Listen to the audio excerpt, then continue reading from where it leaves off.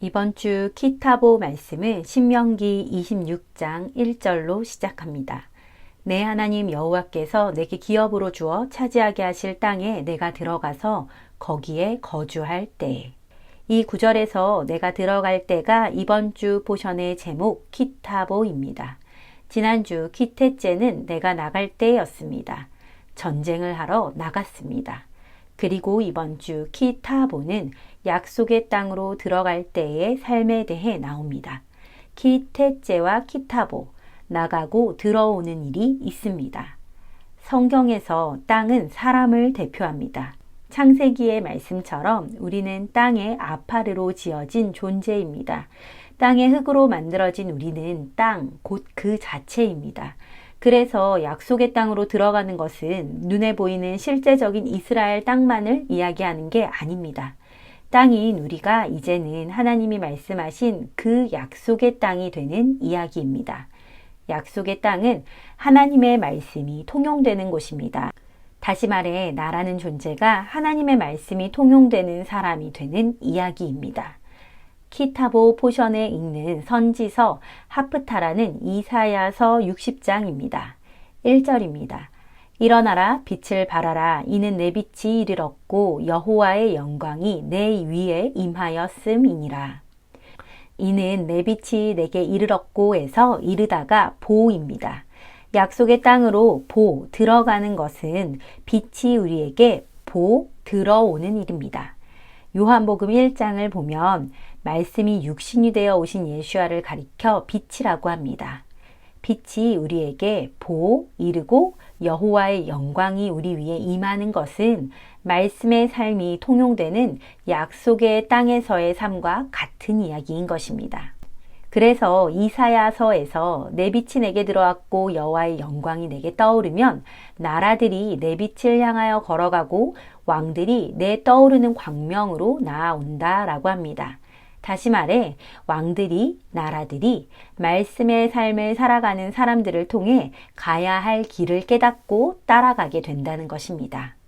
그리고 20절을 보면 여호와가 내 영원한 빛이 되어서 너의 애곡의 날이 끝난다 라고 합니다. 하나님이 우리의 빛이 되셔서 끝나는 애곡이 무엇일까요? 세상을 살아가면서 겪게 되는 슬픔을 애곡이라고 할까요? 여기서의 애곡은 그것을 넘는 이야기입니다. 빛은 말씀입니다. 도무지 말씀을 행할 수가 없어서 우리가 애곡합니다. 내가 하는 말, 행동, 생각 하나하나가 하나님 앞에 죄라는 것을 깨달은 적이 있으신가요? 하나님의 자녀답게 살고 싶은데 도무지 나에게서 나오는 모든 것이 의롭지가 않아서 고통스러워 본 적이 있으신가요? 이사야 60장 19절의 말씀처럼 계시록 22장 5절도 주님이 오시면 등불과 햇빛도 쓸데없고 하나님이 직접 자신을 비추신다고 합니다. 그래서 그날에는 이러한 애곡이 끝이 납니다. 주님이 모든 눈물을 닦아준다고 하십니다. 하나님이 자신을 직접 비추시기 때문에 말씀의 빛이 늘 우리 삶에 있어서 떠나지 않게 되기 때문입니다. 지금은 말씀 하루 안 보면 어느덧 저 멀리 떠내려가 있는 제 자신을 발견하곤 합니다. 그러나 하나님의 말씀이 온 땅을 비추는 그때는 말 방울에게까지 여호와께 성결이라고 합니다. 말씀을 안 지키는 사람이 없는 때가 옵니다.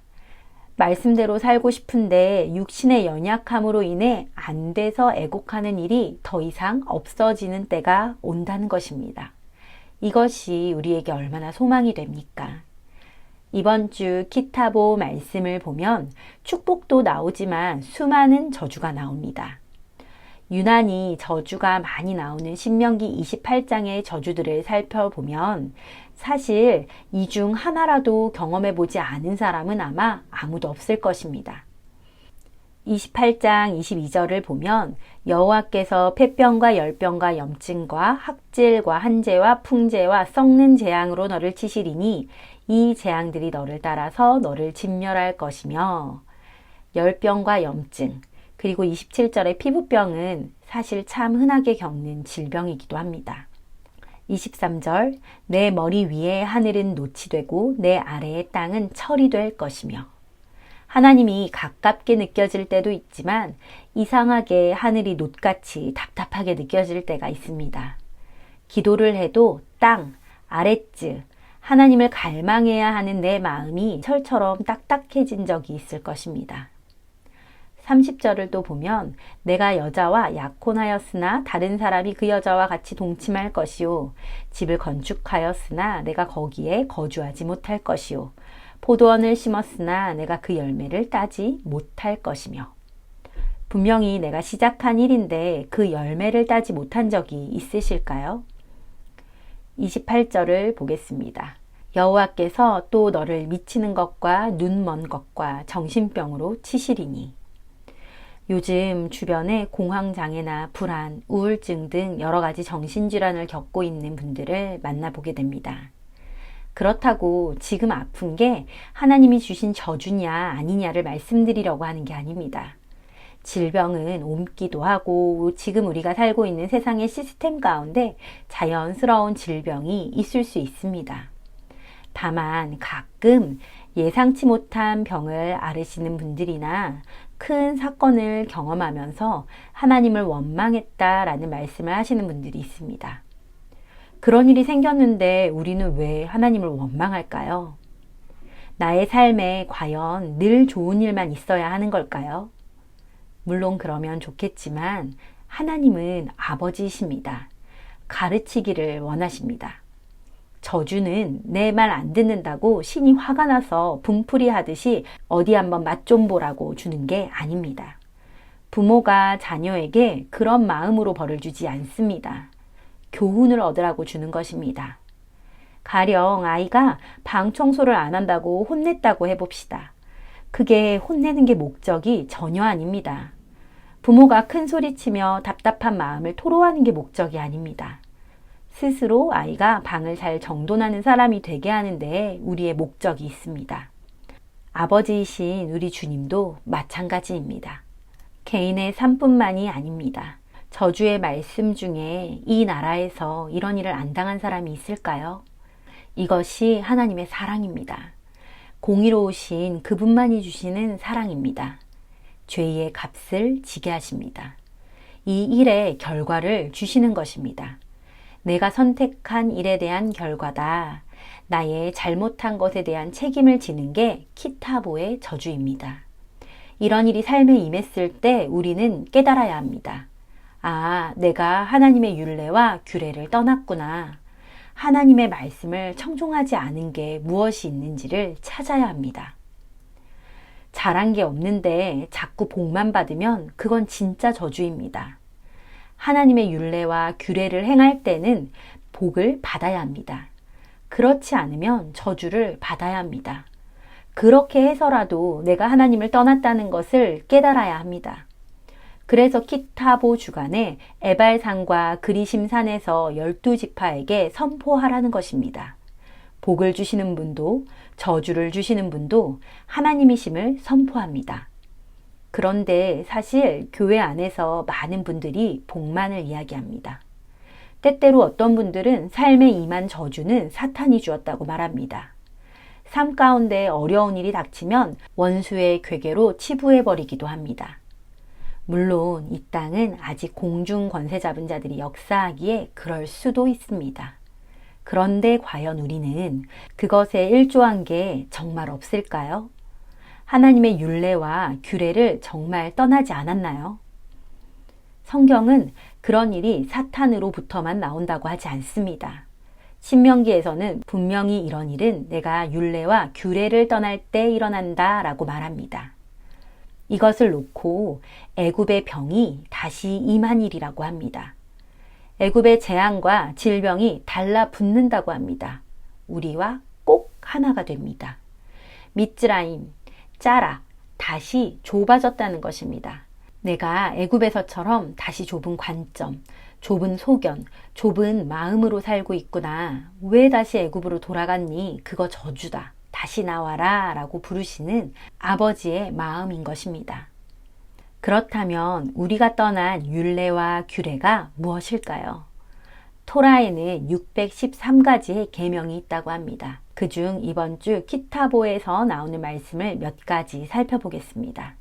신명기 26장 11절 12절입니다. 내 하나님 여호와께서 너와 내 집에 주신 모든 복으로 말미암아 너는 레위인과 너희 가운데 거류하는 객과 함께 즐거워할지니라.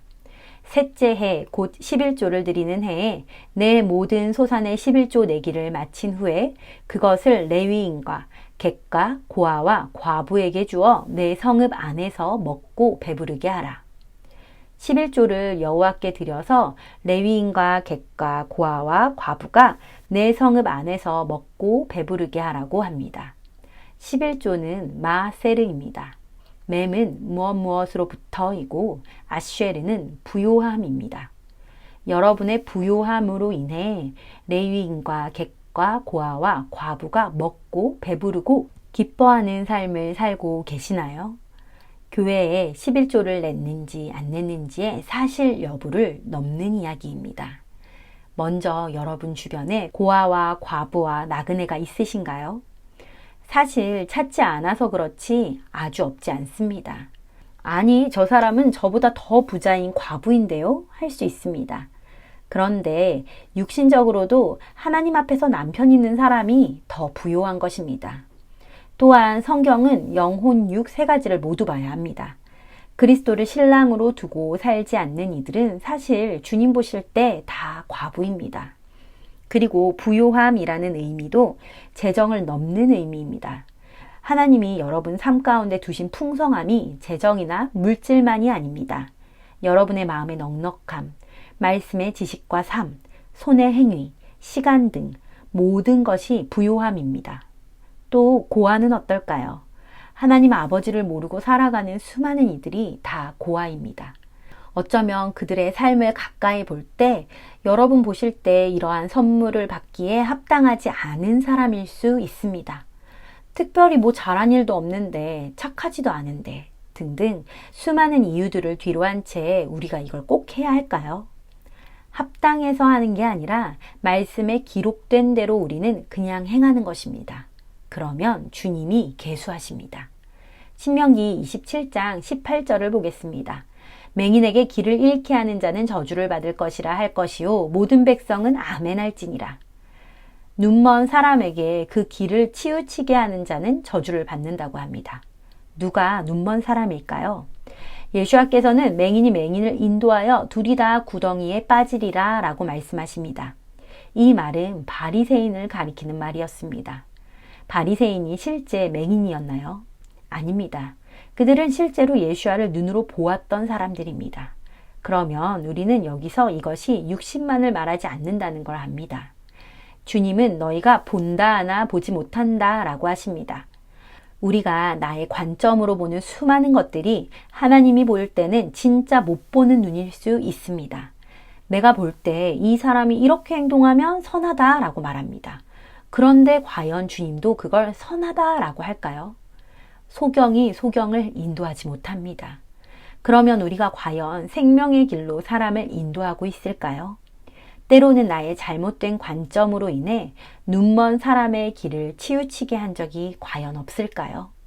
또한 신명기 27장 16절은 그의 아버지와 어머니를 경홀히 여긴 자는 저주를 받는다 라고 합니다. 여기서 자유로울 사람이 있을까요? 부모의 말을 가볍게 여겨본 적이 누구나 있을 것입니다. 내가 부모보다 더 잘 안다고 잘난 척 한 적이 없는 사람이 있을까요?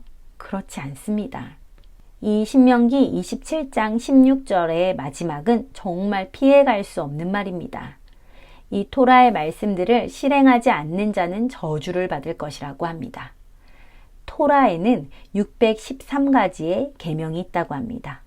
248가지의 해야 할 것과 365가지의 하지 말아야 할 계명이 있습니다. 이것이 토라입니다.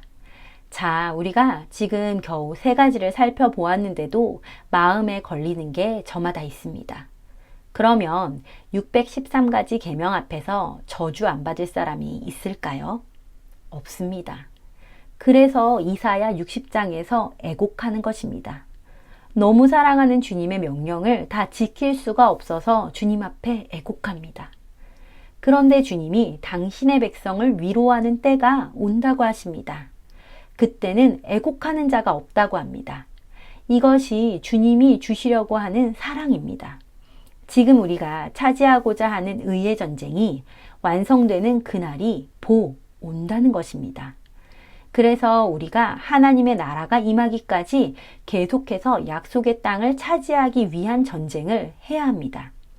이것이 토라가 약속의 땅을 앞두고 멈추는 이유입니다. 생각해보면 모세가 약속의 땅으로 백성을 인도한다고 했으면 약속의 땅으로 다 들여보내고 토라가 끝맺어져야 할 것 같은데 그렇지가 않습니다.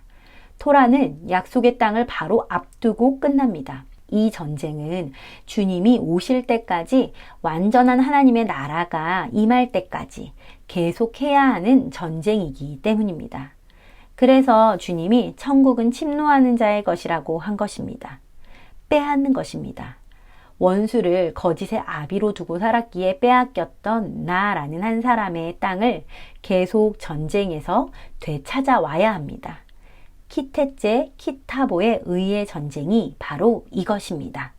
그러면 우리가 어떤 땅이 되냐면 약속의 땅이 되는 것입니다. 하나님의 말씀이 통용되는 것이 바로 내 존재인 그 삶 말입니다. 이번 주 키타보 말씀을 묵상하며 여러분이 떠난 율례와 규례를 찾아보시기를 축복합니다. 우리 삶에 임한 어려움은 우리를 하나님의 명령에 순종하도록 부르시는 하나님 아버지의 사랑입니다. 키테제, 의의 전쟁을 시작하셨다면 키타보, 주님의 나라가 임할 때까지 말씀이 통용되는 약속의 땅 같은 여러분이 되도록 차지하고 또 차지하는 여러분이 되시기를 축복합니다.